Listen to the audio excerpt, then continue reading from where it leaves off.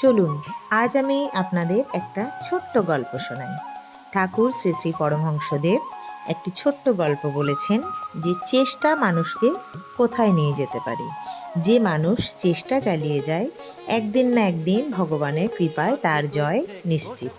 তো চলুন গল্পটা শুনি।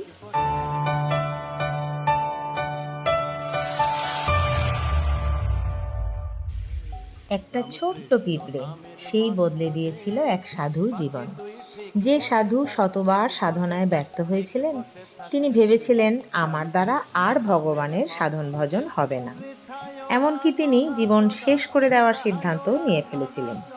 কিন্তু ঠিক সেই মুহূর্তে একটি ক্ষুদ্র পিঁপড়ের লড়াই তার জীবনকে সম্পূর্ণ বদলে দিল। একজন ভগবত ভক্ত সাধু ছিলেন।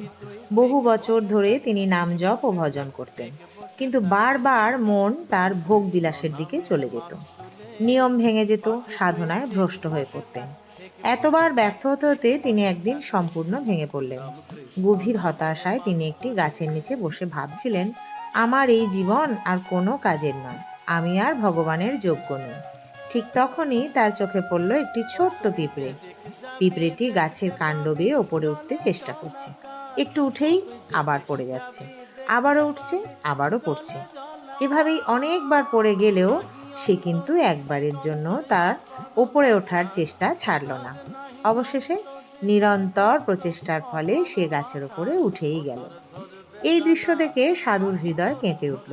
তিনি ভাবলেন, একটি ক্ষুদ্র পিঁপড়ে যদি এতবার পড়েও হাল না ছাড়ে, বারবার পড়ে যাচ্ছে, বারবার পড়ে যাচ্ছে, তারপরেও ওপরে ওঠার চেষ্টা করে, তাহলে আমি কেন পারবো না? আমি কেন ছেড়ে দেব? আমি তো ভগবানের সন্তান।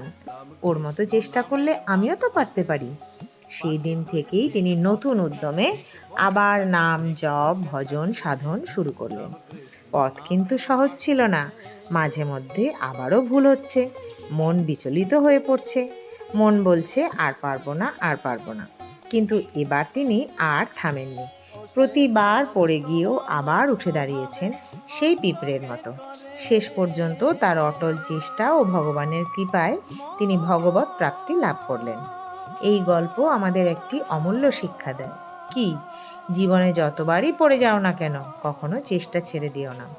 সাধনায় ভ্রষ্ট হয়ে গেলেও, নিয়ম ভেঙে গেলেও, ভুল পথে চলে গেলেও আবার ফিরে এসো।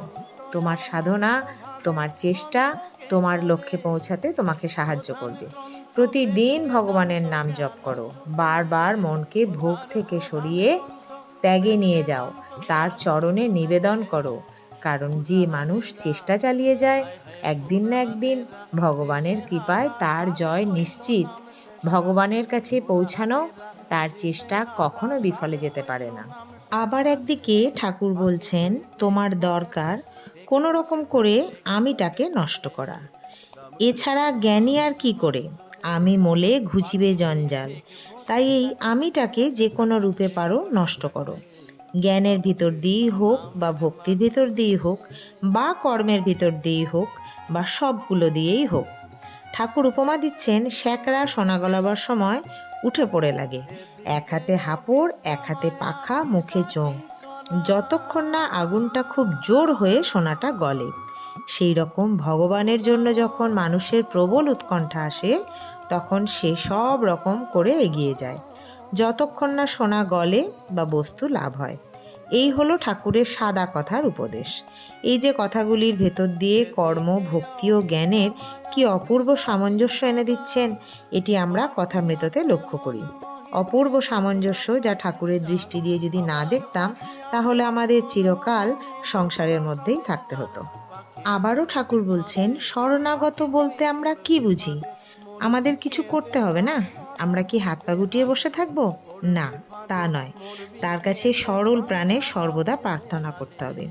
হে প্রভু, আমি ভালো মন্দ কিছু জানি না, আমি তোমার আশ্রিত। আমার যা অভাব তুমি তা পূরণ করো। যে রাস্তায় চললে আমার কল্যাণ হবে, সেই রাস্তায় আমাকে নিয়ে চলো।